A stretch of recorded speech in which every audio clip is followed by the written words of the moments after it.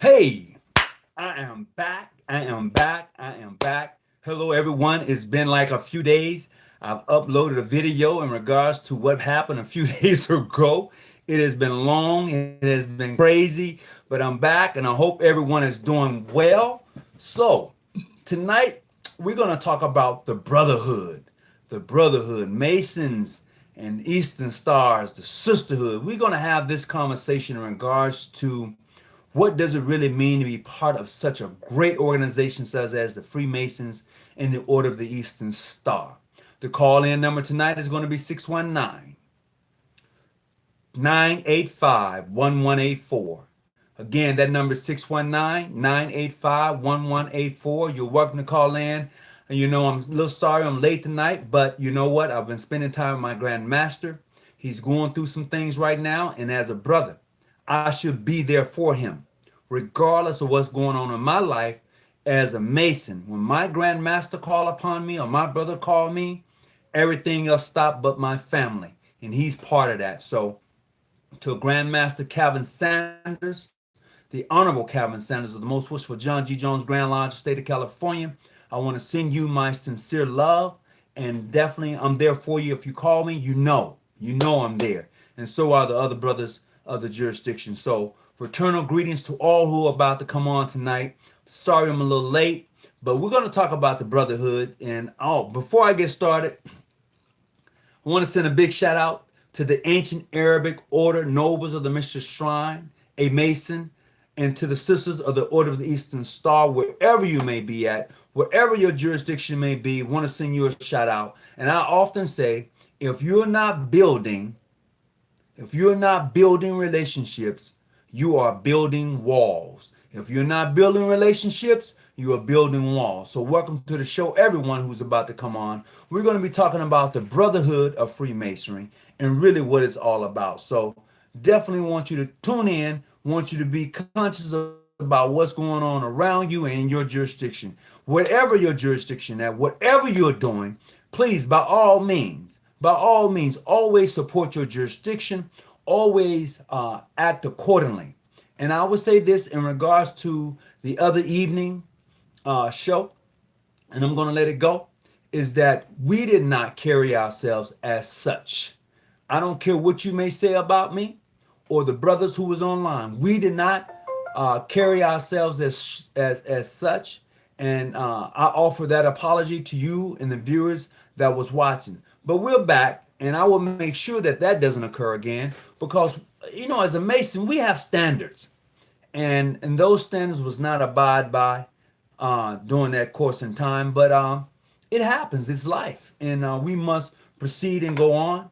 So if you want to call into tonight's show, we're talking about the brotherhood of Freemasonry, brotherly love. What is all of that? What does that mean to Freemasons? What does that mean to the Order of Eastern Star? Sisterly loves, the sisterhood, the brotherhood. What does it really mean? Because a lot of us have our own opinions, and we sit in our corners and we divide ourselves, we separate ourselves. That brother is not my brother, that sister is not my sister. In the essence of everything that takes place around us, you have put yourself in such a position to you don't really know what it is to be part of such a great fraternal order of the Masons, or such a great sisterhood as the Order of the Eastern Star, because you've done such a great dishonor to the order as a whole. So tonight we're going to talk about that. So let's look at brotherhood. The state of brotherhood is an expression of knowledge and a belief in the fatherhood of God. In a specific sense, the brotherhood is the term to describe the member of one's own fraternity. Listen to me again. Brotherhood. Brotherhood is the state and expression of knowledge and a belief in the fatherhood of God. In the specific sense, the brotherhood is a term used to describe the members of one own fraternity. Brotherly love. The term brotherly love refers to the expressions of one love for his fellow man on all levels of relationship. Freemasonry believes in a few things, and we prescribe to a few things. We really pitch a few things. brotherly love, relief, and truth, charity. Those are the specific tenets of Freemasonry. But when you do not exhibit those things, how can you say that you are a Freemason? Are you a dues carrying member, one that just pays dues and just forget about everything? Or are you an active member, one that is involved with the such activities in your community, one who's involved with the charity aspect of your community, one who really seek to try to help a good man become a better man? Are you that member, or are you that member who sit idly by and just say, I have a dues card and I am good? I go to all the banquets, I hit all the parties. That's me.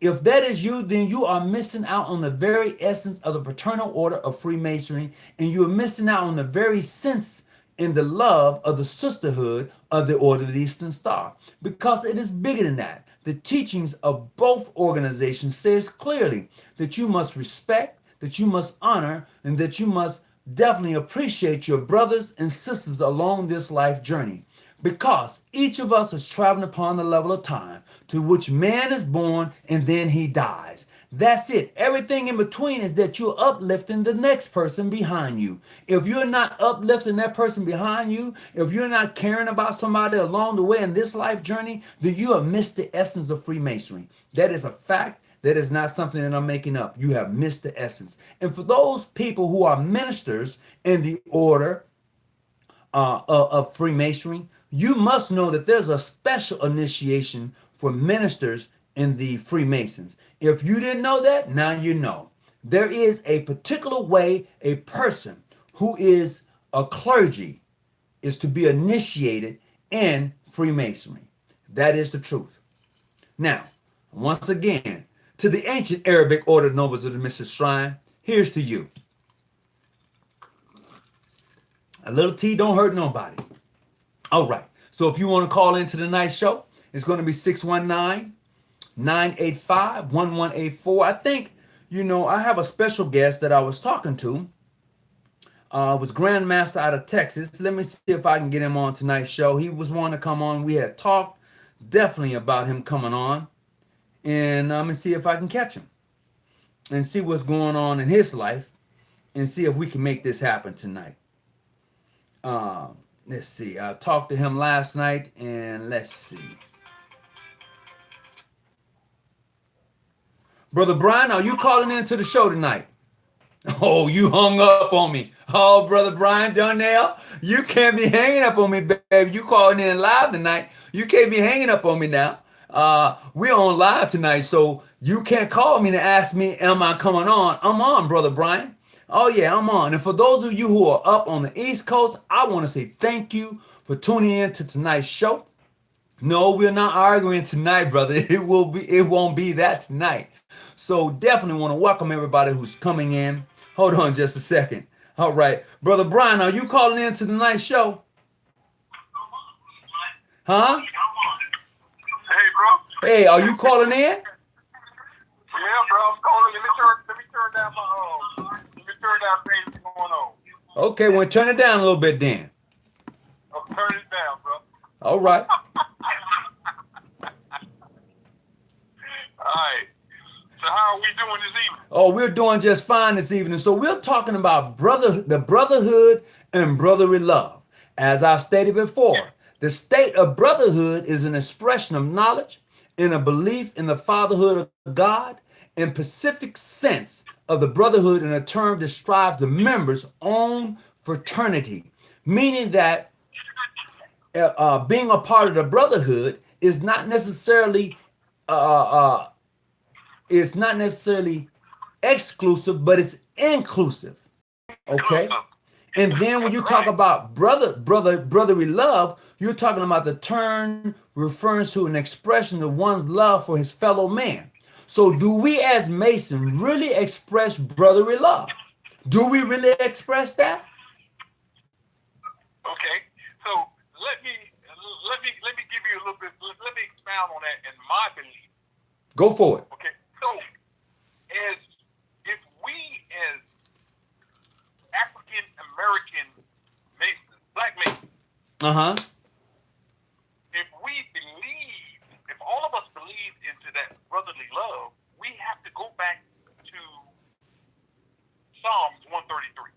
Okay.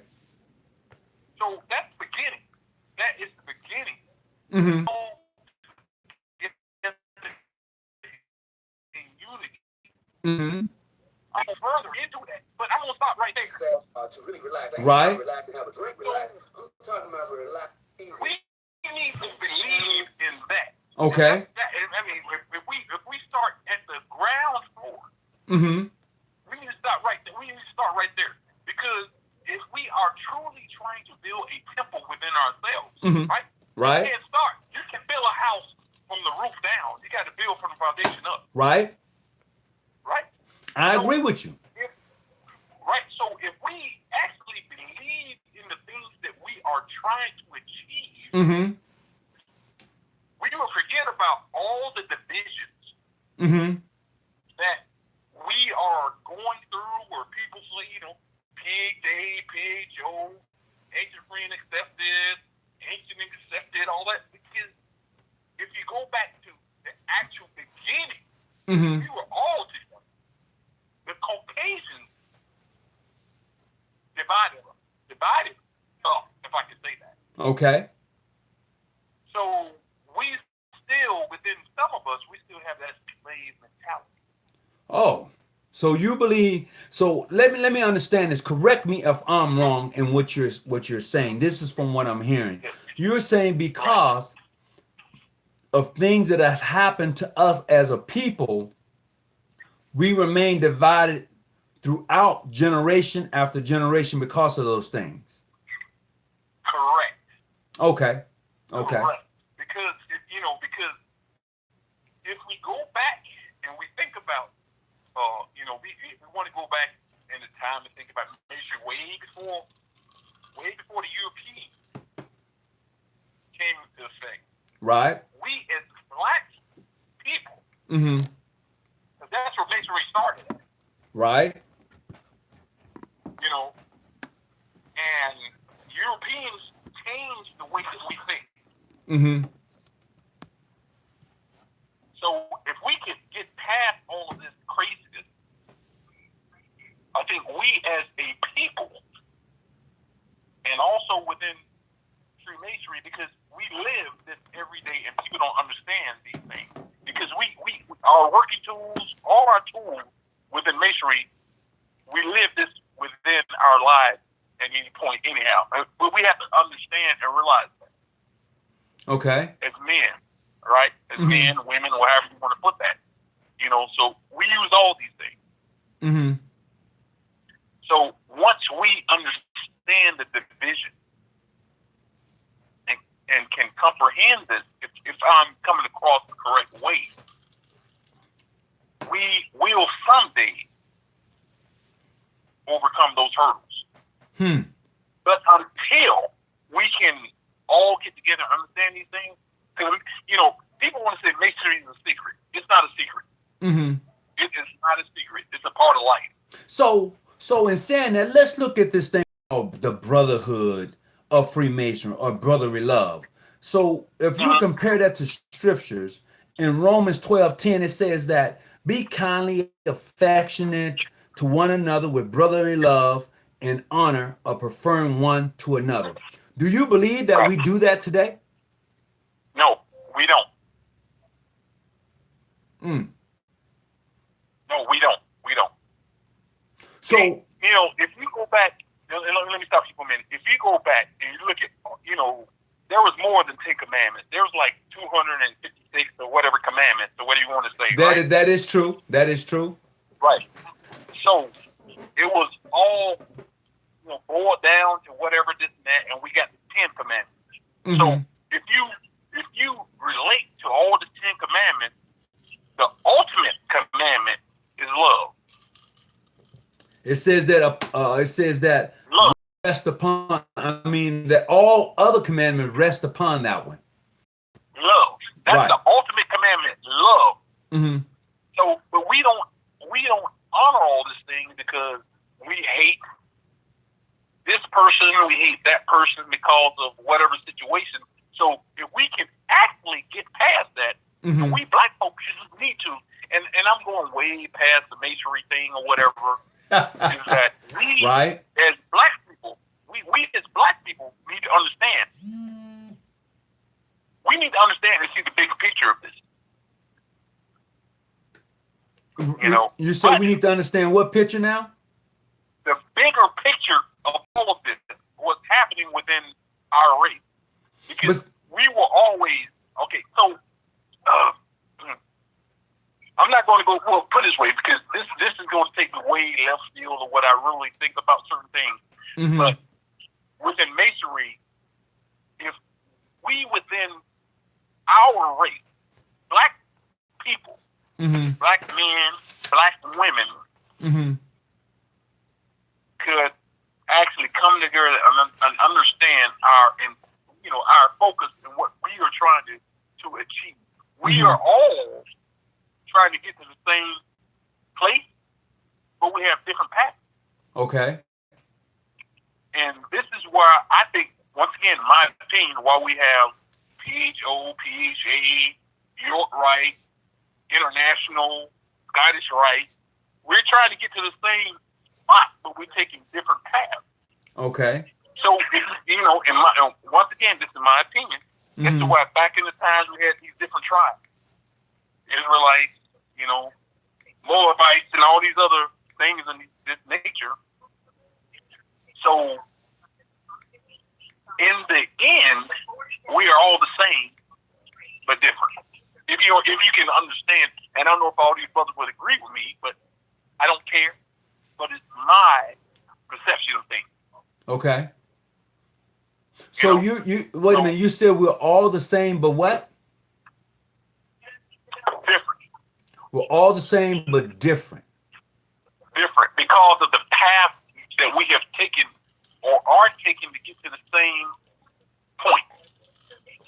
Right. So, in a sense, we all. Now put it in biblical. We all trying to get to heaven, but we're taking a different path. All trying to get to heaven, but we're taking a different path. Right. Okay. So that's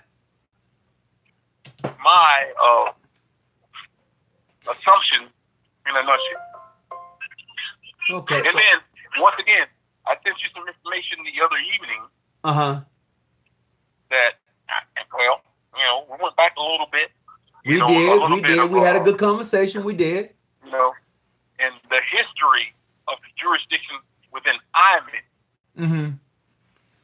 So people may disagree with that because, as once I said, everybody can research this and that. So it could be true or it could be untrue. For the reason is that you as an individual were not there. Absolutely. So we're basing everything that we believe, everything we know on people who were probably there, because I would tell you this, when, individuals write down whatever they want to write down according to what they feel, how they feel, the mood they may be in or whatever. People write down whatever. And then researchers go back and look at what people have already written in regards to what it probably has already supposed to have been a historical point of view. Right. So people are biased. We all are. Biased. We all are biased. Right. Let's be honest. Right. And this craziness about somebody in PHA or PHO saying, well, I can't talk to you because you are, and I'm not going to go through the definition of clandestine, but clandestine, however you want to pronounce that, But if you look at this in the big picture, we are all clandestine people within the United States of America. Mm. Well, you know what I'm saying? When you say that and when you look at that from that point of view, it is, what I try to do and promote is a movement in Freemasonry is to educate, to make people think. I want people to go read. I want people to do things for themselves because a lot of people rely on other individuals for their knowledge, for their understanding, instead of going and picking up a book and read it for themselves and find out exactly, is this book telling the truth or is it not telling the truth? Because just like people go pick up the Bible or the Quran, they decipher for themselves whether they're going to accept this or deny this. It's either or if you are a person who are who has been enlightened, you can see both books as really being equal and saying I can learn something from both instead of saying I can't take this one or I can't take that one. And this is what we have in Freemasonry. You know, we don't respect each other, so therefore, if you don't understand the brotherhood, we don't accept each other, so therefore, if you don't have the brotherly love. But once you begin to understand that this thing is bigger than where I'm at, then you can clearly say it is a brotherhood. I enjoy brotherly love, because then you begin to see that you're able to travel in foreign countries and receive master wages. And this goes for the sisters as well. I believe that most Eastern Star sisters, and from what I know as a patron, they don't go visit other chapters. They don't do what the brothers do. Now, if you're married to an Eastern Star and you're going to visit a lodge somewhere, she might go along with you at that time, be it a grand session of another jurisdiction. But usually sisters don't go and travel like brothers do. They just don't. That's just who they are. But as far as the Masons are concerned, we do those things. And then there you find the true essence of brotherhood. There you find the true essence of brotherly love. Because I can say this for me. I have never been turned away from a lodge that I've gone to visit. It is truth. And that's a fact.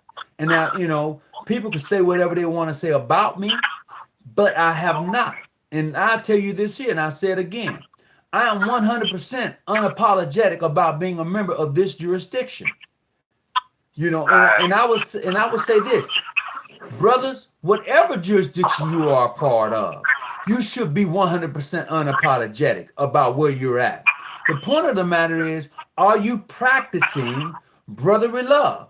Are you practicing the true essence of Freemasonry? If you're not, then you are perpetrating a fraud. Simple as that. Right.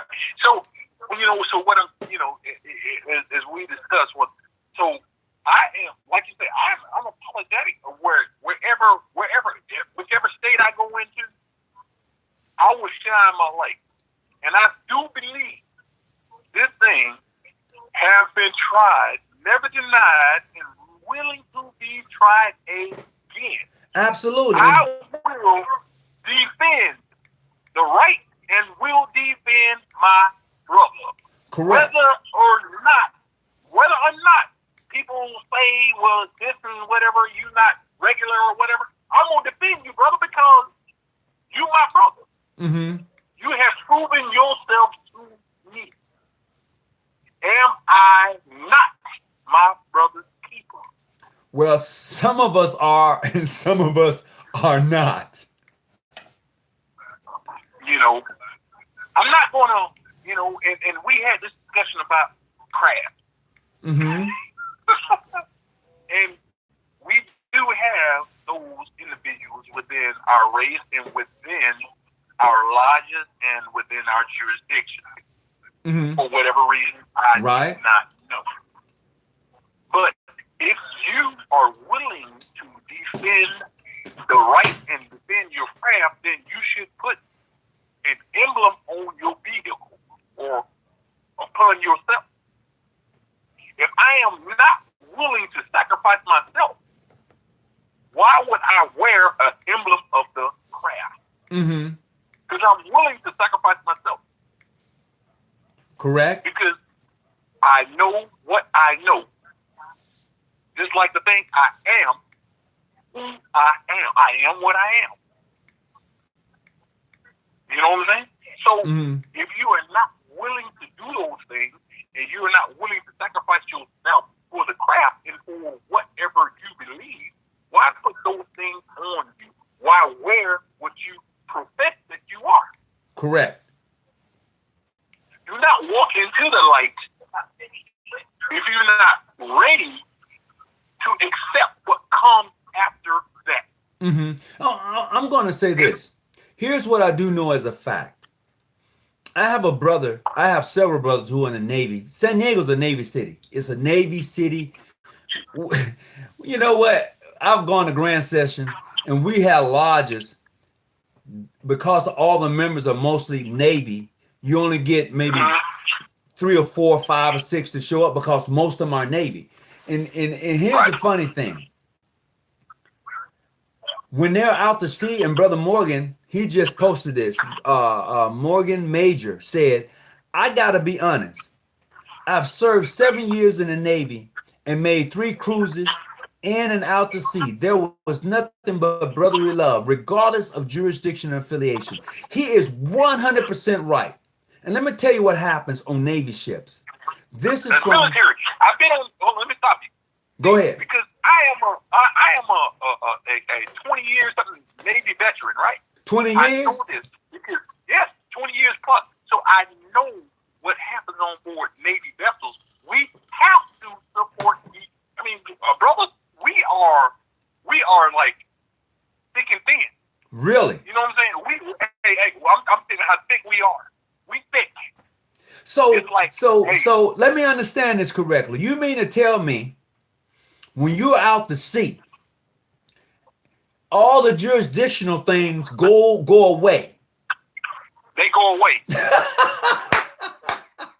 Oh my goodness. We live with each other every day. That stuff it's non-existent because I have to depend on you. You have to depend on me. Listen.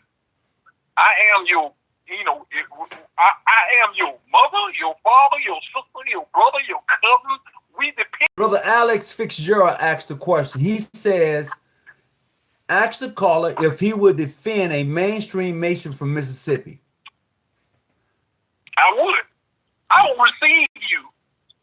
I will receive you in my jurisdiction. Hey, we working. I will bring you from where you at to where you need to be. Let me tell you. I don't work at. See, this is the point. This is the point. I don't need your money. Right. We don't need your money. Only thing we need is your time. We need your time to do what we need to do out and do everything else. Money, because after you leave here, Masonry's gonna be here after you leave. That's real. That's real. So whatever you think that you are a part of is way bigger than you are. It's way bigger than you are. So, and I'm gonna use this word, the bullshit that you think, whatever degree that you think, and all the knowledge that you have, if you do not impart that knowledge on the younger individuals that's coming in, it's no good. It's no good. Don't keep what you know. Impart that on other individuals. Impart that on brothers who you don't have to challenge anybody. You meet a brother. You meet them on the first degree, and you let them take you wherever they want to go, and you impart the knowledge. It's not about trying to make somebody look bad or thinking you know everything, because nobody knows anything about life. Because masonry is life. Okay. That's all it is. Nobody has the entire key. And I look at this also. You know how the International Masons have the key underneath their symbol? Life is a key. Everybody within masonry has a key to unlock certain things within this organization. So check this out. So as far as we talk about masonry a lot. Now on the flip side of that, I know that there are some sisters of the Order of the Eastern Star who's also in the military, right? Right. Are they just as close? Just as close. That's interesting. Them sisters are close. Those sisters are close. They're close because they have to also rely on one another. Right. And then when they know that a brother is there, that brother is going to take care of those sisters. I'm telling you. So it's there, but only certain individuals know what's happening within that sect. And I call it a sect. Okay. That's a funny thing. I'm going to say this. That's a funny thing because if you can go out to sea for 6 months, okay, Yeah. and you have brothers from various jurisdictions out to sea, but then when you're out to sea, it's like being a Mason is just being a Mason. Being an Eastern Star is just being an Eastern Star. Why is it when you come back to shore, when you come back to land, then you have these different entities interfering with what you just have experienced? Well, I'll use this big word. I'm gonna use the big. I mean, no, it's a small word, but it's a big word. I'm going to use the ignorant. Say what? Because individuals really do not understand the brotherhood or the sisterhood. Well, I need to go deeper than that. For instance, we gonna go to the gang clique. You in a certain gang and whatever, this and that. You believe what? I guess you believe what you were taught. You don't. Okay. You have a part of brotherhood, or you have a certain part of sisterhood because that's where you're at, right? Okay. So if that same love and brotherhood is not internationally taught, but let me go somewhere else for that. If I'm stationed on the West Coast, right? Mm-hmm. I take a cruise. I take a world cruise, whatever doesn't know. I meet a ship coming out of Norfolk from the East Coast. I'm in the Med or whatever I'm in, and I see might be a Caucasian, might be a fella that see I may be wearing whatever I'm wearing or whatever, and they see that. You know what? I got love right there. Love. And here's the funny part. One brother just said, he posted, he said, let me see what this brother said. He said, because you are in the military per se, it is your obligation to one another, not because you are a Mason. But I'm going to say this. That's true. I'm going to say this. I do know from a member of my own lodge. He's in Aries Lodge number 4 out of San Diego. He's a chief in the Navy. He said this: when brothers come aboard the ship, they find out who are all Masons. They locate who are all Eastern Stars. He said that you have emails on the ship. Right. See, hold on, bro. Let me stop you right there. That's the new Navy. Okay. That's new Navy. Okay, but hold on. Let me finish my story. I want to make sure because I don't want to forget what I'm about to say. He says that when they find out that you are a Mason or an Eastern Star, they add you to a separate email account versus having everybody on the same email mailing list. Now that's what he told me because he's a chief on the ship, and I said, well, why do you do that? He says because when you're out to sea, you want to know who's a Mason, who's an Eastern Star, versus who's not, because the obligation and the bond that you have, they feel that it's stronger because of that. Now, that's what he told me. But I'm like, as the brother just posted a minute ago, he said, well, being in the military, you have a military bond. But it's something about the Mason and the Eastern Star bond that is a little bit differently. Now, that's what he told me. Okay, so let me tell you this. So this new Navy, I'm from the old Navy, and when I came out, as a post-mate chief, E7, right? So, I've been out 17 years. Oh, yeah. Hey, this is definitely new Navy, brother. If you've been out 17 years, this is definitely new Navy. Right. But I'm telling you is that yeah, he's correct. We didn't have email way back and all this other stuff, but we knew because there was, coming out of, this is the thing. When you within that chief mess, when you in that goat locker, I don't care what color you are, what race you are, we have a bond. Mm-hmm. I don't care if you dislike me or not, but we have a bond. It's a Chiefs creed. So I'm not gonna go further than that. But what I'm gonna say, it's like within masonry. Within masonry, there's a creed. There's the oath and your obligation. So Brother, you have to actually. Now, what you say, if you go back and you read your oath and your obligation, once again, if you understood, you wouldn't even join this organization. If you read your oath and obligation, you would be like surprised. You'd be like, "Oh shit, I can't do this." Because you know what? you know, but a lot of us don't go back and read our oath and obligation. We're so caught up in other stuff till we tend to miss what we have said in those things. But just as I think his brother, he said his name is Morgan Major. He said the brothers operate on a higher level when with one another than shipmates. So from what I understand, he can and Morgan Major can correct me. From what I'm understanding, he's saying that when you're out to sea and on the boat, and when you know that this person is a Mason, the expectation rises higher than it is just being a shipmate. Okay, so what I'm saying is that, it's higher than being a shipmate. But let me go back to this there. If you go back and you read all of your oaths and obligations, what is your penalty in everything? Your penalty is what? Death. In every obligation and oath, your penalty is death.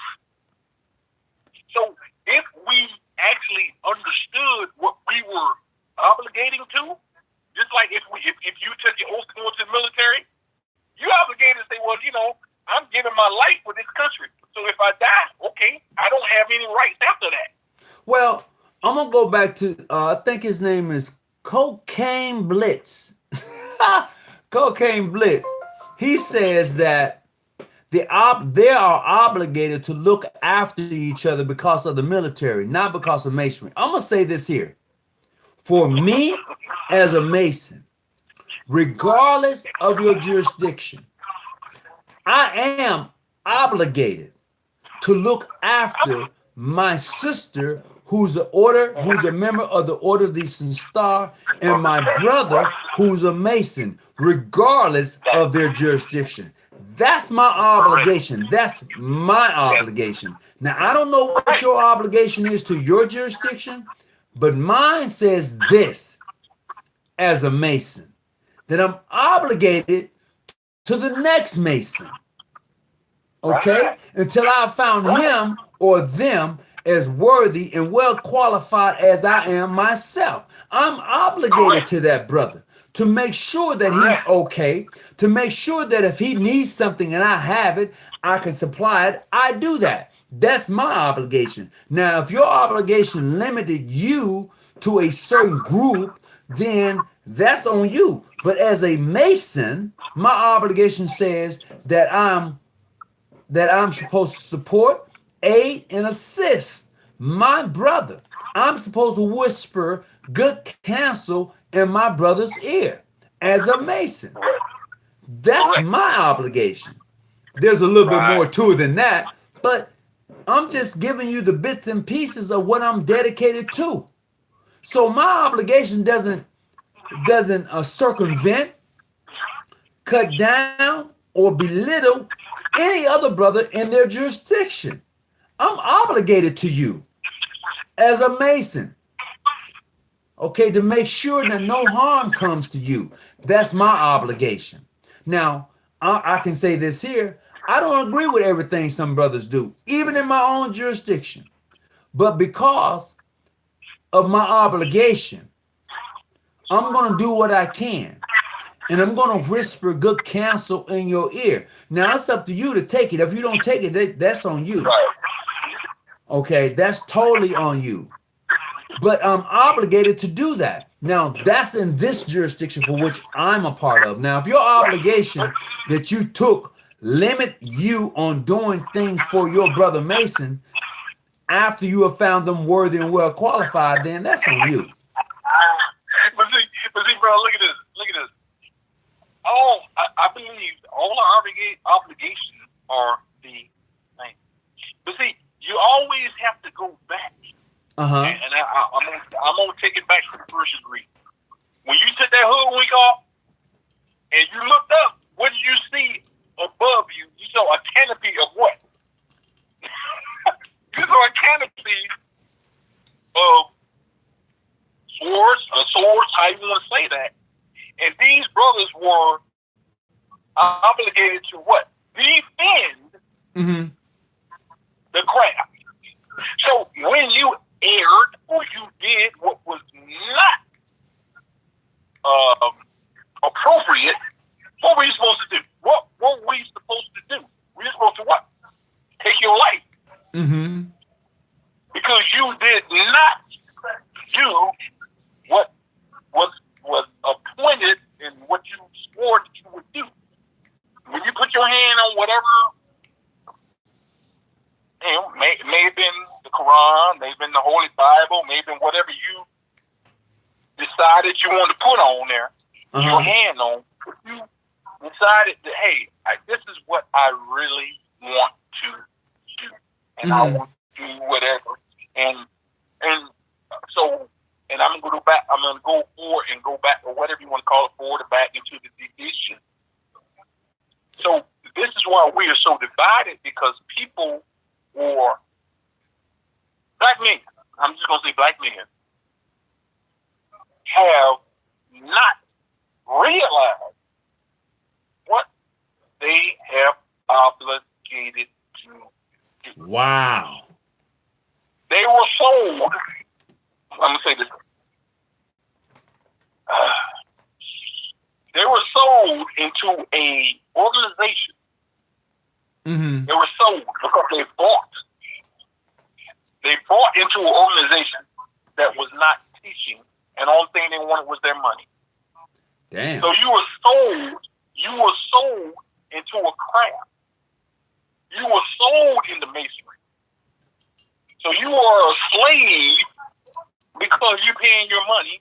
That's what I think. You're a slave because you're paying your money, and you don't understand what the craft is all about. Well, I'm going to take a commercial break just to say to my brothers who are part of the ancient Arabic order, nobles of the Mystery Shrine, here's to you. Have some tea. Go ahead. Talk on, brother. I need them cups. If you have crossed the devil's path, if you have walked them burning sands, if you have stopped by the well of Zemzem, and you have kissed the black rock, we can have a conversation. But go ahead. Brother, I have drunk the camel's piss. Oh.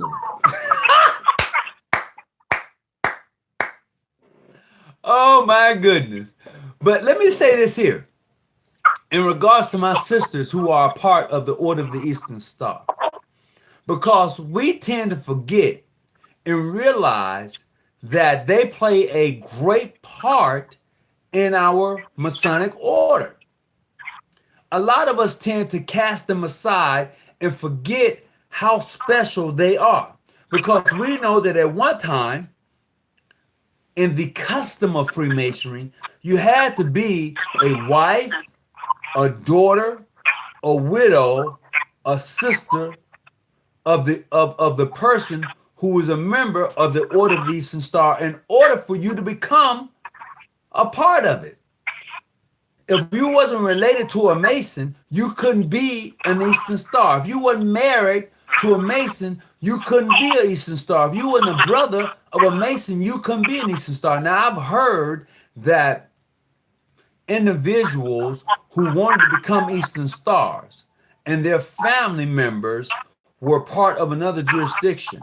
Once they put in their application and the brother who was a part of another jurisdiction vouched for them, they was denied because of that brother being in another jurisdiction. You know what? This is how you lose membership. This is how you lose and cut your membership down, because you're so hell bent on saying because we don't like them or they're this or that, we can't accept this application. Well, the true essence of the Order of Eastern Star says that person has to be a member or somebody. It has to be in the bloodline. See, and people tend to forget that. In order to be an Eastern Star, you have to be in the bloodline of a Master Mason. All right. You know? So I see something where Mr. Morgan Majors says, "Go away." What does that mean? I think he was talking to Brother Malcolm Prophet. Malcolm Prophet is always on the show, and I appreciate Malcolm because he says some things that has been enlightened, and I read them. You know, Malcolm is all right with me. I don't have no issue with Malcolm. You know, people call him a troll. They say whatever, but Malcolm is cool with me. Oh, yeah. And then you got Sister Anita Lacey. She says, "What's the topic? I'm law." Sister who? Anita Lacey. What did she say? She said, "What's the topic? I am law." Oh, the topic tonight, we're talking about the brotherhood and sisterhood and brotherly love amongst the Order of the Eastern Star and amongst Masons. That's what we're talking about tonight. So there's no need for you to be lost in love now. There's no need to be lost in that. Nobody wants to call in this evening. Well, Where's you know everybody what? calling in? Nobody calls in when it's not controversial, see? And that's the thing we have to look at. Freemasonry in the Order of the Eastern Star is not meant to be controversial. Because if you are a Mason and you are an Eastern Star, we carry ourselves a certain way. We do. And there go that barking dog again. You know what? I got one of those too. I'm going to say this because one brother said I should get rid of the barking dog. That dog belongs to my grandkids, and I know if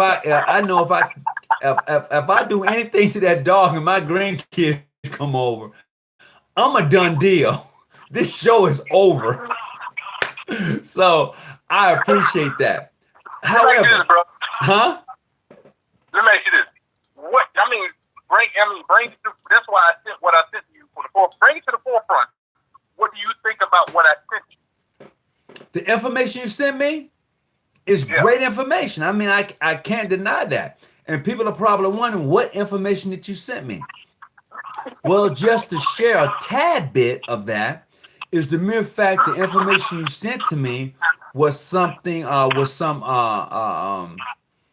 information in regards to the regarding to the ancient accepted Scottish Rite Freemasonry, Southern and Western Masonic jurisdiction. It was also in regards to the first Grand Lodge of ancient free and accepted Masons, which was organized in 1895. That's when it was organized. And you sent me that information in regards to their organization, who was there, it was great information, and I appreciate that, and I thank you very much. Okay, so I just wanted to make sure that you had that information, something that you can add to your research. Oh, no doubt about it. You know, it was enlightening to see that. Now I'm gonna tell you, I did not have the who was there at the time of organizing that lodge. I didn't have that information, but you did. I didn't have the information in regards to how it got started, but you did. What I did have was the court case of 1910, I think, 1910. I had the court case and what it meant, but you added additional information to that, and I can say I appreciate that. So that's why when we had the conversation, I said nobody is wrong. People want to say, okay, you're wrong because of this and this and this and all that, but you don't have all the information. Because if we put every organization or every lodge together, they have bits and pieces. It's a big puzzle. It's a big puzzle. Right. So everybody's research is correct. Nobody's wrong. Mm-hmm. So they're giving dates and things together, and we're putting it all together, and we're seeing exactly where it all came from. Here's the thing. You know, we're in 2019, headed in 2020. We as Masons, and I'm talking specifically to people who look like me, regardless of your jurisdiction, I'm obligated to assist and aid. Okay? That's my obligation. However, some may see their obligation a little different, and I'm okay with that. I'm really okay with that. The ideal is practicing the very thing that I was initiated to. I was initiated, passed, and raised. Whether you accept me or not, that's on you. But masonry is bigger than where you're at. And I'll tell you what, I'm 15 miles from Mexico. 15 miles. Okay? When I go across the border as a black man, and I don't speak I don't speak no habla español. I speak none of that. Here's the thing I've learned. When I cross the border and I have on what I have on, brothers, let me tell you, life gets a little bit easier. I know from personal experience. So when people say that, Hawkins, you can't do and you can't go, man, I'm 15 minutes from Tijuana, and then you have, you know, whatever you have after you get past Tijuana, man, I'm telling you, traveling as a Mason over in Mexico and you don't speak the language, shit, I wouldn't travel without it. I wouldn't travel without it. That's the truth. Brother, listen, I'm telling you, I can go anywhere in this world, and be loved. All I have to do is say one thing, or they see something. I have open houses, open homes, to whether I can walk anywhere in any place and be free, and that's what they call it, free and accepted. But see, here's the thing. Here's the thing. What I've found is that we practice, and I've said this over and over. Most of us in our various jurisdictions practice an Americanized type of Freemasonry. Until you leave the country, you will never understand or feel or see the essence of the fraternal order, because you've always been here, and that's the difference than Americanized masonry versus Freemasonry. Okay, so I'm gonna say this: within the African American lodges, or what you want to call it here in the United States, we teach ignorance. Repeat that. We do what now? We teach ignorance. Wait a minute. You said we teach ignorance? We teach ignorance. Whoa. That's deep, bro. That's deep. Why would you? Wait a minute. Why would you say that we teach ignorance? Okay, because we would teach somebody that you can't go into the Caucasian lodge because the Caucasians don't want us, or you can't go, the certain individuals in certain jurisdictions, or they won't accept you. That's ignorant. Okay. You are okay. So I think this way: you have ignorance and you have dumb. Okay. That's ignorance. Just like they say, whatever this is, but that's also ignorance because you're not willing to learn. Dumb people, if we want to correct, when we come out of the womb, we're dumb because we don't know anything. Okay, so we learn. So three things I'm going to do real quick. first of all, I'm going to send a big shout out to Masonic Q357. What's up, my brother? Second thing I'm going to do is send a big shout out to Terrell Montgomery. I'm sorry. What's up, my brother? The third thing I'm going to do is say hi to Anita Lacey. What's up? They ask, the question is, define brotherly love without, or let me see, define brotherly love with or without masonry in it. That is going to be very hard. So, are you going to define that, or you want me to define it? You can try it. I mean, the question is, define brotherly love with or without masonry in it. I can do it, but go ahead. I'm gonna do it. I'm gonna do it, but go ahead. You can do it first. This is my thought. Brotherly love is I'm getting up every morning. Okay, with or without me knowing you, with or without you being family, and you are in need. You are truly in need, and you say, "Hey, brother," or "Hey, sister," or "Hey, whatever my name is, I need this, and I truly believe that you need this." And it's all belief. Even if you don't need it, I'm gonna give it to you without asking anything in return. I am doing this because that is what is required of me within this system. When I say this system, it means within this world that we live in. Because this system will change. It's going to end eventually. Oh, it's going to go away. Oh, this world is going to go away. The world as we know it, and you live in it, it's going to go away. Right.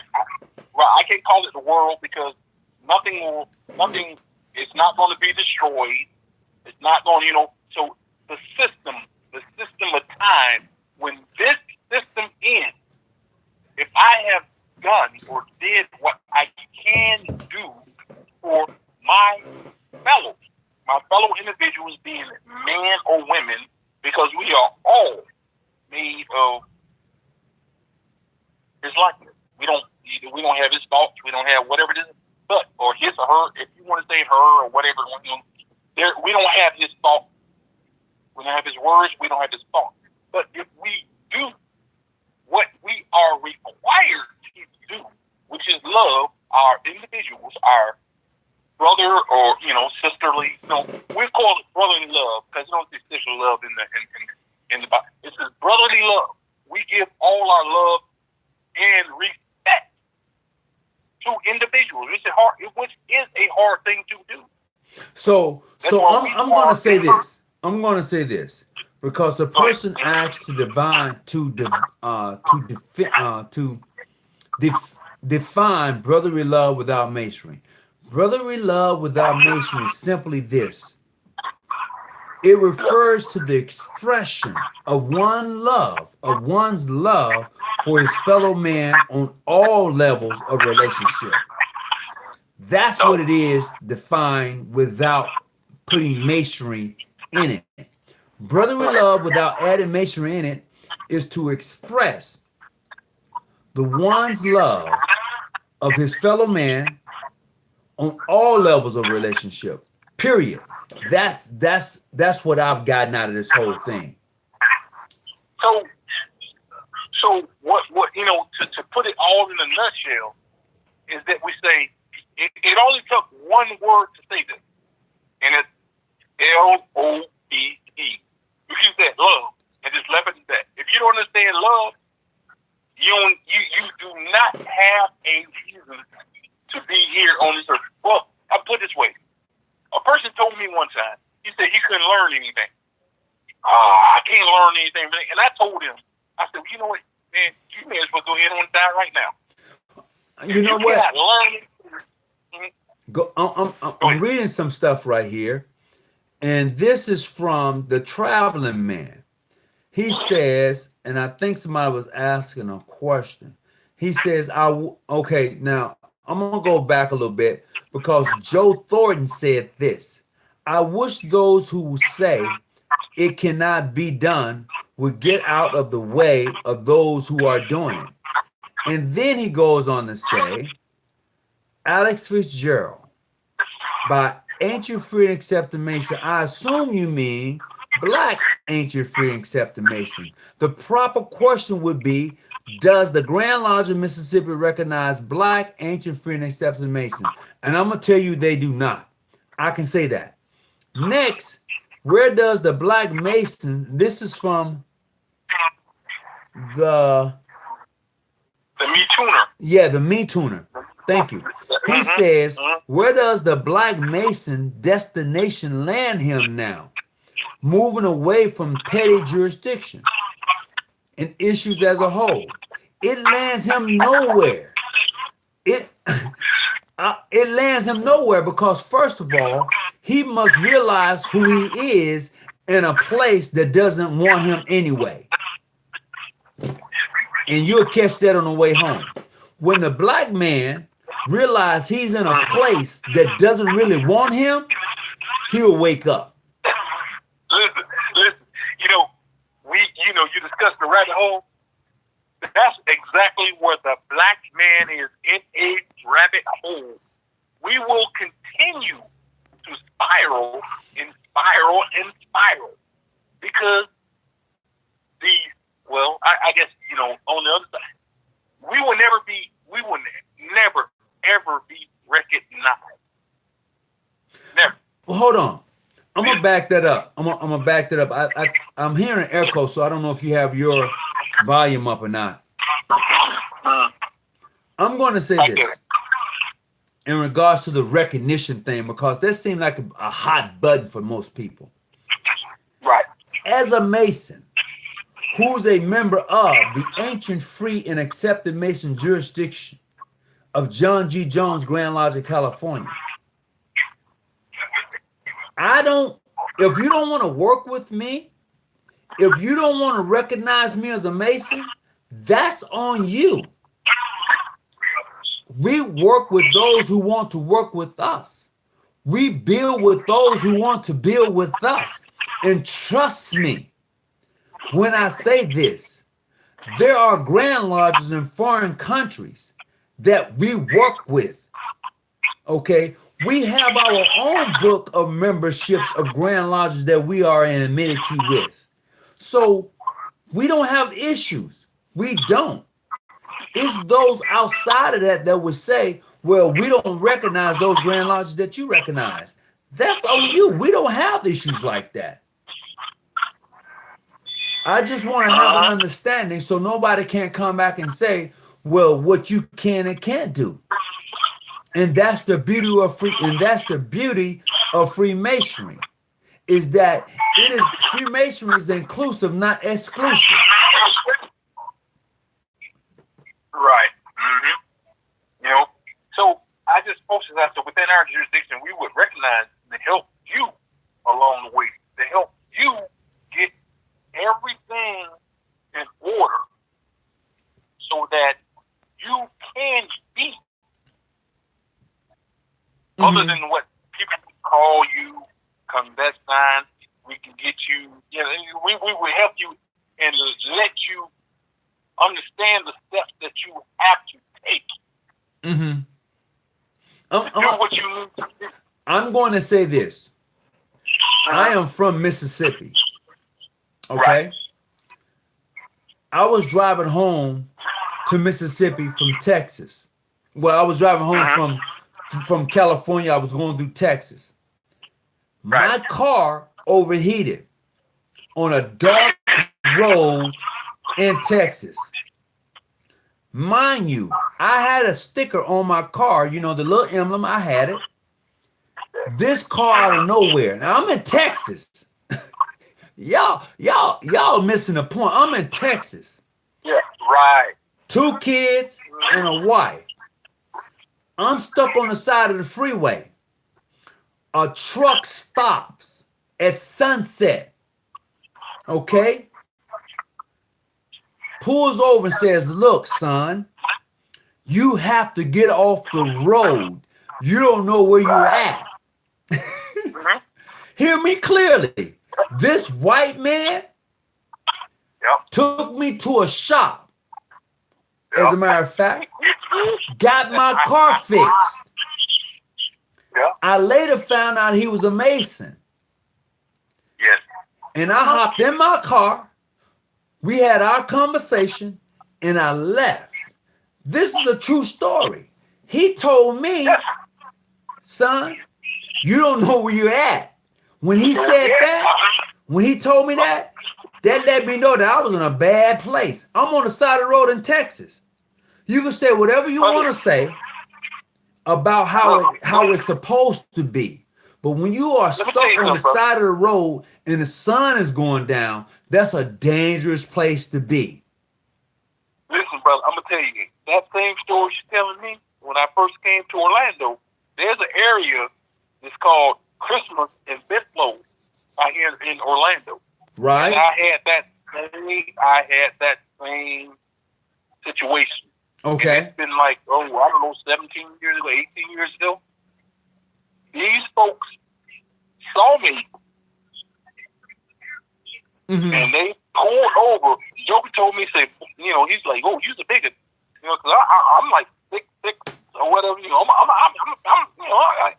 I got some muscle weight on me. He said, you're the biggest, and he saw what was going on. I said, you know what? And, in the truck that I had, because dry truck in the jack that I had, he couldn't, I couldn't do it. He went and got a jack. It was like 3 or 4 of them in the vehicle. And I, at the time, this is when, I don't know, I had a neck sale at the time, whatever. Anyway, I went to go to a phone booth. This phone booth was around. Oh, that's a long time ago, brother. We talking phone booth. Listen, I'm telling you, bro. Jokers came up and surrounded me. He said, "Okay, no problem." He went and got this jacked the truck up, changed the tire and everything. He said, "You need me to follow you when you go out." I said, "No, it's cool." I bought that Joker a case of Miller Lite. He had like 4 people. I said, "Man, here you go, case of Miller Lite." He said, "I'll follow you where you need to go." Wow. These things, what you're saying are true. When they see and know what you are, it's true. And you go way back to the Rosewood times and whatever this and that, you're going to have those individuals that will disagree with certain things, but they are Masons. Mm-hmm. They're going to agree, the Caucasians, they're going to agree to a certain extent. But you have to, within Caucasian, you have to prove you got to prove yourself proficient. Right. To them, they're really going to try you. They're really going to try you. And I'm going to use this hard word. They say, we're going to try this Negro. Or Negro, what do you want to say? We're going to try him. To make sure he's proficient and he's able to come and deal with us. Uh-huh. So that's Southern Masonry. I don't know, Northern or whatever it is, but these white folks think down this area sometimes, Right. And the lodges are segregated. Mm-hmm. You may have a few, even in the North or whatever, you may have a few brothers in these Scottish Rite lodges, but there are few and many in between. These brothers are let's see, I can say this word. They have they're people within. If I want to use the word people within society, they have because all of this thing, let's not get it confused. Okay. That it's all we need money. We need money whichever way it goes. So at a certain point, it is about money. Mm-hmm. When you get past all these other degrees, you get in the business part of it, it's about money. So when we can, and the Lord agrees, we don't really, you can pay your dues, you do this and that, but you have to when you actually understand what it's all going about, and you know how to navigate this thing. And it's all about once again, I'm gonna go back to the life thing. Uh-huh. But we all have to pay bills. Now we got a building, we got to pay a light bill. Yeah, that's true. We got to pay a water bill. Right. We have to pay a bill. So in the bottom line, it's about money. But we can't make. But once you get, you don't know these things until you get into your upper degree and you understand how it works. Mm-hmm. You know what I'm saying? Because Right. when you in that first, second, third, the secret master degree, that's all you know. Mm-hmm. But when you get into these upper degrees and you start to get into the business side of it, so how many brothers know the business side of masonry? How many of us really know the business side of masonry until you deal with it? Okay. So, and this is where we get to the point, and I probably went way past the subject, and this is where you get to the point where people start stealing money. Because when you don't let, that right hand and left hand know what's going on, then that's when money starts to moving some places that ain't got no business going to. So I'm going to say this. Are we a member of the same association? I think we are. I mean, masonry as a whole. Masonry as a whole, we are a part of the same association. We are. And then we have to, as all the different jurisdictions, we have to understand that we are a part of this because we came from one body. Okay. It's not a whole bunch of bodies. We came from one body, and people got disenfranchised, and they went here and went there, and this and all that stuff. But we came from one body. We all came from one lodge, at the African Lodge. Mm-hmm. Right? We all came from there. Everybody came from that first lodge and split off and did whatever, but we came from one body. Right. That is the, if you want to say imperial or whatever you want to call it, the supreme body or the one body, we came from that. I'm going to say this. So I'm going to say this. I see something that Alex Fitzgerald, it was at him. It says, for centuries, PHA has uplifted our culture.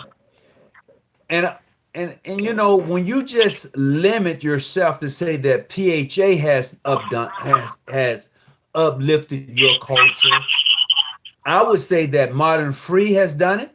I would say that International has done it. I would say that International Modern Free PHO has done it. I would say that any of those organizations has uplifted our community, because I know for a fact that each one of those organizations has donated, has given scholarships, and been involved in the community. So just to say that Prince Hall has done that is a misnomer. And people say, well, what is a misnomer? A misnomer means that you can't just say what you have done, because there are other organizations who represent themselves as Freemasons have done the same. I would say this because I speak from personal experience as a past Grand Master. This jurisdiction has donated over $40,000 in scholarship funds, this jurisdiction, since I have been a part of it. Now, I don't know what they've done since then, but I'm just saying, over the years, since I've been here, we've donated X amount of money that I can actually say, some people say, well, $40,000 is not a lot of money. But when you donate that per year, $1,000 per person, or whatever we may give, that helps that individual. And I say 40,000 because that's what I know about, Right. And we have to realize, not only has my jurisdiction done it, Modern Free has done it, International has done it, PHO and PHA has donated money to several different organizations for kids, for adults, for whatever. And we got to look at it. When things happen in your community, people don't differentiate who you are. They don't say, well, I got my scholarship from PHA or PHO. They say, I got my scholarship from the Masons or I got my book grant, or I got my help, or I got my assistance. It doesn't matter, because I would say this. Right. There was a young lady from San Diego, California, who went to Morehouse in Atlanta. She wrote a letter back saying that she needed some assistance. So we supplied her food for her for like a month. We said, well, this is what we would send you, a care package, you know, to assist you for this length of time. That's what we are all about. You know, she knew me, so that's what we did. As a matter of fact, when my wife and I was in Atlanta, we went and we spent we spent some money, and we said, look, you need this while we're here. And we did that out because she needed the help. You know what I mean? So we don't just limit ourselves to any particular group of people, but I'm just saying this is what being a part of this organization is all about. And a lot of people miss that. Well, let me tell you this. So if there was some individual within our organization that went within the IRS and said all of these, because, you know, code that says, you know, black, white, or whatever in the IRS, Masonic groups, how much money has these groups added to such and such? So, man, you will probably see there's billions, maybe millions, billions of dollars. So, but going on from this, there's Anita Lacey. She says, I hear a lot about the Rosewood time. Is there another town or time other than them that we can reflect on? Yes. In Florida, other than Rosewood, Edenville.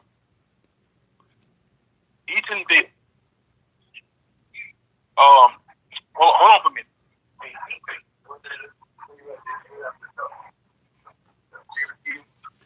I hear that. I have a river, what they call a echo in the back, in background. Oh, hold on. She says that I hear a lot about the Rosewood time. Is there another town or time other than them that we can reflect on? And I said, in Orlando, Edenville. What's her name? The Hurston. She is from Edenville, and they have a festival here every year in February. I want to say Noah Hurston, but yeah.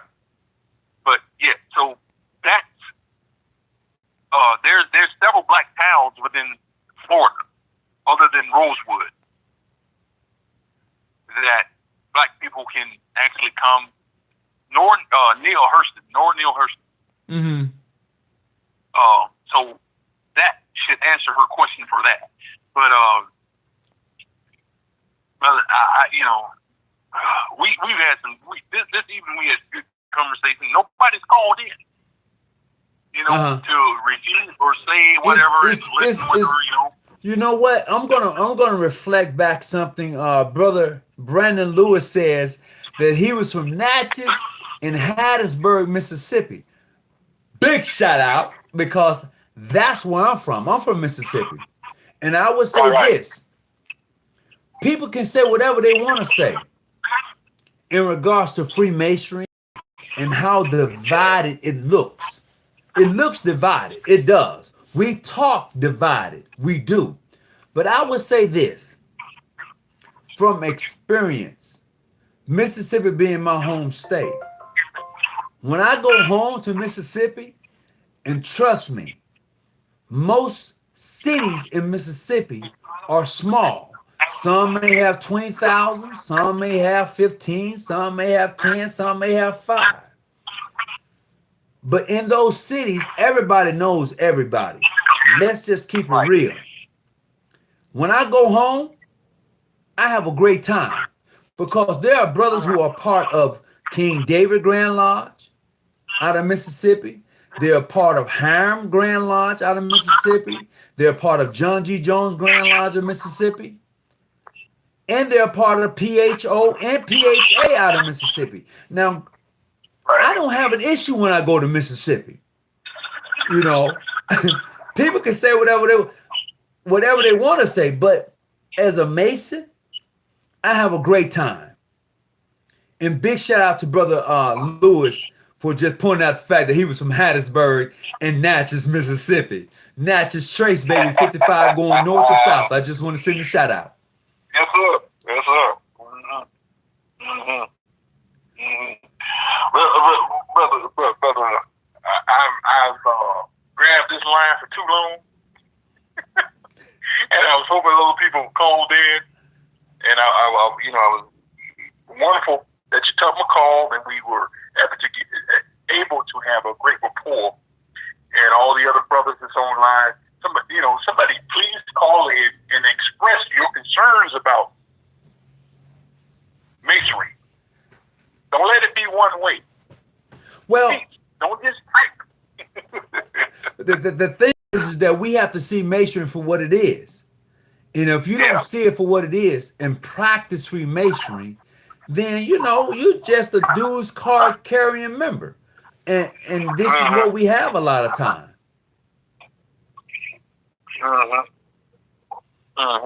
And brother, what you call that, brother mentor, brother meteor?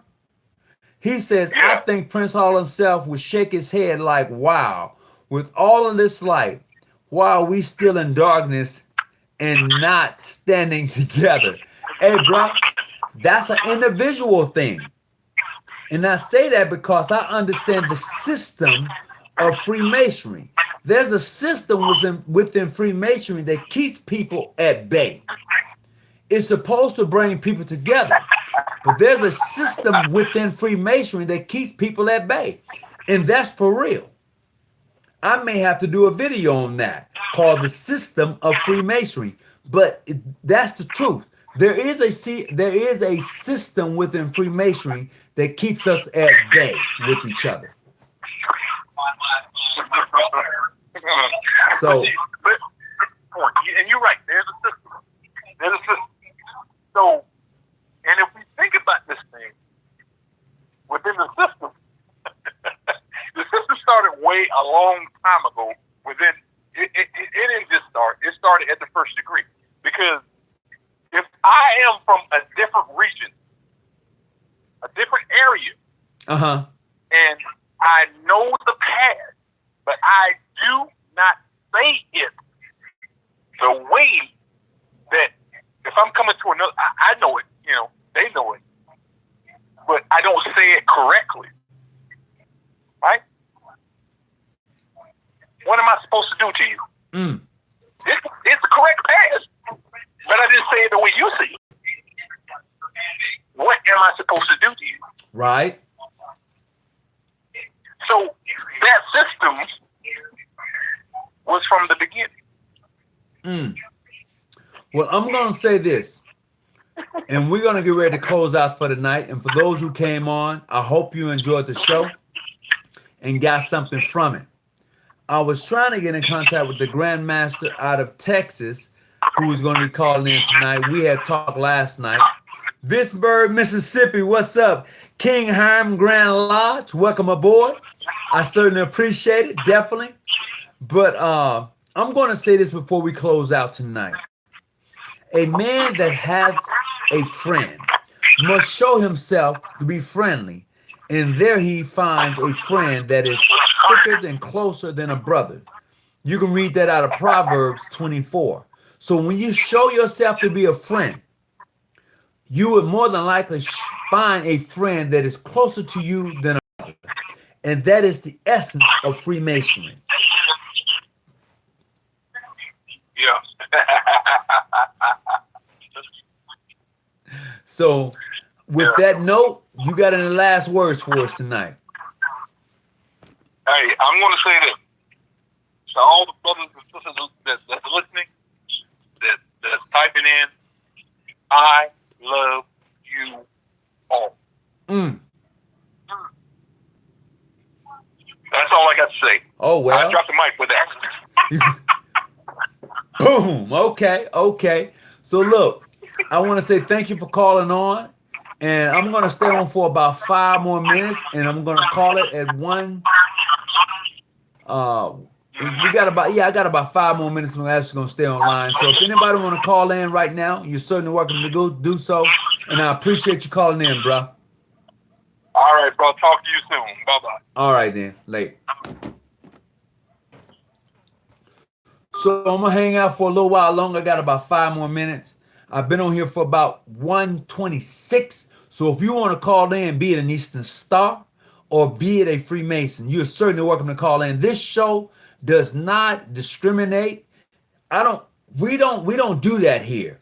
This is a live streaming show. So be it if you're a Mason, if you're not a Mason, if you are a young person who's looking to become a Mason, give the show a call. We'll have that conversation with you. We don't hold back. We don't kick back. We just lean back, and we want you to be part of this whole experience as being a Mason. And if you choose to want to become a Mason, we certainly welcome you aboard, regardless of your jurisdiction.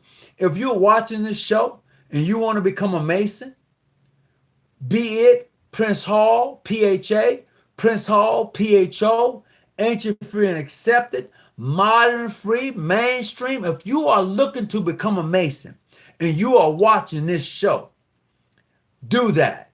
I don't care what jurisdiction you're in. You do that, because being a part of this fraternal order is great. It truly is. The essence is a lot of people miss out on the fellowship. A lot of people miss out on what it is to be because they're so caught up in other things. Freemasonry and the Order of the Eastern Star is the best organization you can be a part of. I'm not saying that we're perfect. I'm not saying that we know it all. I'm simply saying that it is the best organization as far as learning, as far as understanding, as far as getting a hold of signs and symbols and understanding what they mean at a higher level. Become a part of the Order of the Eastern Star in Freemasonry. We have so much to offer you, and it's just that simple. I don't care where you're at. We promote Masonry. We promote the Order of the Eastern Star on this channel. So regardless of the jurisdiction, some people say, well, you got to come join us. We're regular. Come join us. We're recognized. You know what? That's where they're at. We're saying come and be a part of this great organization as far as being a part of the Eastern Star and Freemasonry. It's bigger than where you're at. And that's what I'm talking about. So if you want to call into the show tonight, 619-985-1184. I got about maybe a few more minutes left. And if you have something you want to share or say, I'm willing to listen. So come on, talk back to me, somebody, tonight. I won't hold you long. So as I've always said, I think you should start a conversation about the Eastern Star and give the brothers a break. Absolutely. I don't mind. You know, if you, Sister Anita Lacey, if you want to have that conversation about the Order of the Eastern Star, please call in 619-985-1184. I would love for you to call in because I believe that you can add to the show. I believe that you have something to offer, something to say that would help the brothers along the way, because some people can't speak on the Order of the Eastern Star. Some people can't speak on being a Mason, but I believe that you can speak on being a part of the Eastern Star. That's my belief. So I want you to call in. How about that?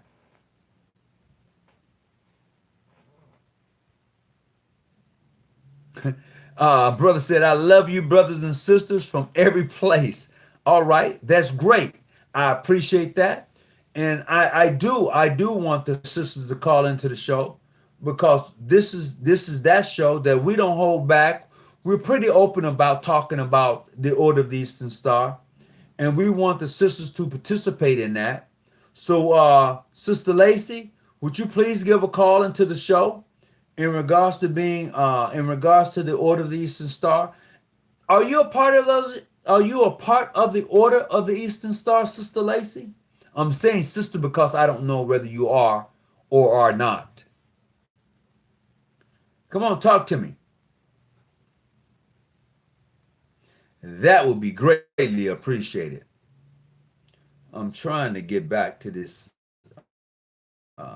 Let's see. Go here. There you go. Come on up right there. Okay, I'm good to go now. Yeah, so talk back to me. I certainly appreciate it. With Pluto TV. So talk back to me, somebody.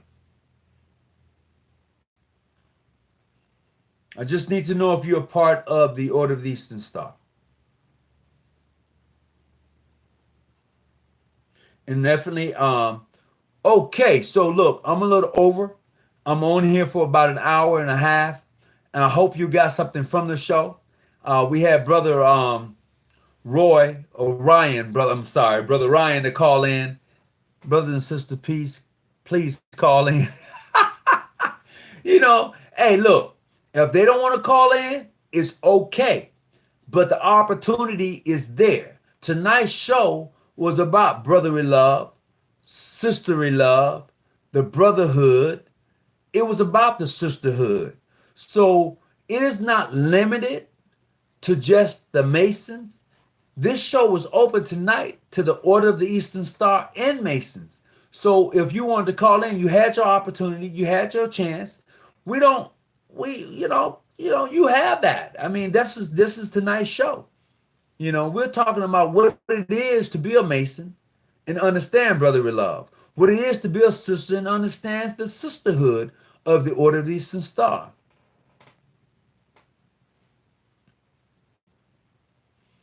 I think it is very unbecoming of a speculative Mason to be dogmatic. Well, that may be true, but so many are. My brothers, I love your promote of unity. Oh, all right. I appreciate that.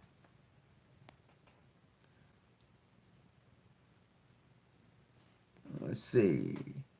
Sister Lacey. All right. Sister Jones, if you're on, please give me a call. I know you have my number, Sister Jones. Give me a call. Oh, I'm at 133. So look, you know what? The next show, we're going to talk about the Order of the Eastern Star, and I'm going to bring a sister on, and we're going to have that conversation. I got to find me one that's willing to come on the show, but I'm going to make sure I find me a sister who's willing to come on, who's not shy, and we're going to have a conversation about the Order of the Eastern Star and Freemasonry. That's going to be on the next show coming up. I do a little commercial for you, and I just want to say, please, whatever you do, please stay out the bushes, keep your light on, and peace be well to you and your family. I'm going to call it a good night. Oh, I have one. Oh, you have one for me? You have a sister for me? Okay, if you have a sister for me, I just seen that, brother Brian Dornell. If you have a sister for me, let me know. We'll have that conversation. All right? I appreciate that. So everybody, be careful. Let's keep each other in prayer. Let's keep each other lifted up. And we're going to keep it moving. And to my Grandmaster State, Calvin Sanders, I want to say thank you. I appreciate you. Words of encouragement to you and your family in your time of sorrow right now. I want to say that I enjoyed your mother while she was here with us. And for those of us who may have mothers who are of age, please give your mom a call. Your father who may be of age, please give your father a call. If you haven't had a conversation with your sister of your brother for a long time, reach out, give them a call. Let's remember, it's the funniest thing. At a funeral, we all come together. At a birth of a child, a lot of us are there. But in life journey, it seems like we disappear from each other. Let's remember each other in our prayers as we fall asleep, as we go and lay down in our good beds and wherever you may be at. Because trust me, there's somebody that don't have a home tonight or a place to lay their head. So let's remember those in prayer who are less fortunate as we lay down and close our eyes. And as always, as I said before, keep your light on and stay out them bushes. I'm out.